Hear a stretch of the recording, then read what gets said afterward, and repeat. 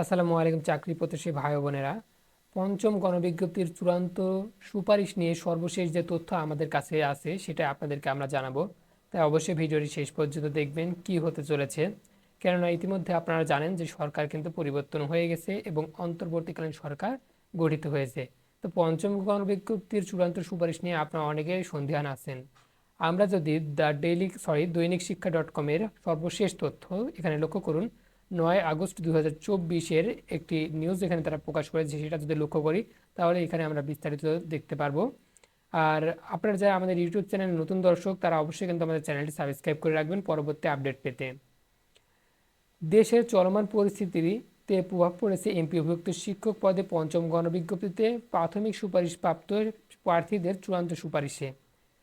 বৃহস্পতিবার দৈনিক আমাদের বার্তার পক্ষ থেকে এই বিষয়ে সর্বশেষ জানতে চাইলে বেসরকারি শিক্ষক নিবন্ধন ও প্রত্যয়ন কর্তৃপক্ষ এনটিআরসি এর সচিব ওবায়দুর রহমান বলেন, পঞ্চম গণবিজ্ঞপ্তিতে প্রাথমিক সুপারিশপ্রাপ্ত প্রার্থীদের চূড়ান্ত সুপারিশের জন্য যাচাই বাছাই চলছে।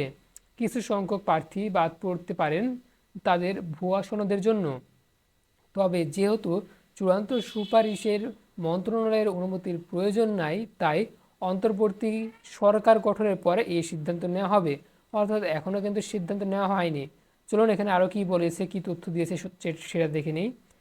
এর আগে এমপিওভুক্ত শিক্ষক পদে পঞ্চম গণবিজ্ঞপ্তিতে প্রাথমিক সুপারিশপ্রাপ্ত প্রার্থীদের আগস্টে চূড়ান্ত সুপারিশ করা হয় বলে জানিয়েছিল এনটিআরসি। উল্লেখ্য, 24 জুলাই পর্যন্ত রোল ফর্ম পূরণ করা জমা দেওয়ার শেষ সময় নির্ধারণ করা হয়েছিল। আর প্রয়োজনীয় কাগজপত্র এনটিআরসি কার্যালয়ে জমা দেওয়ার সময়সীমা ছিল 25 জুলাই পর্যন্ত।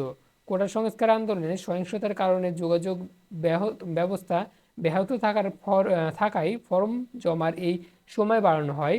এরপর ফের রোল ফর্ম জমা দেওয়ার সময় 31 জুলাই পর্যন্ত বাড়ানো হয়।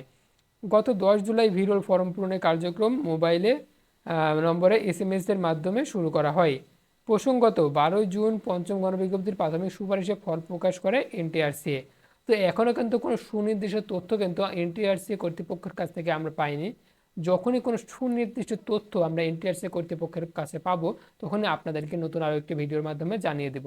ততক্ষণ পর্যন্ত আমাদের সাথে থাকবেন চ্যানেলটি সাবস্ক্রাইব করে।